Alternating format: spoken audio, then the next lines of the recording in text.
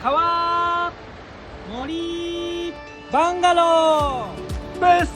親子のコースのヤミーです。篠沢大滝キャンプ場に来ました。ここで親子のキャンプをします。そしてこちらでじゃん、魚を捕まえます。皆さんはこちらのバンガローで泊まります。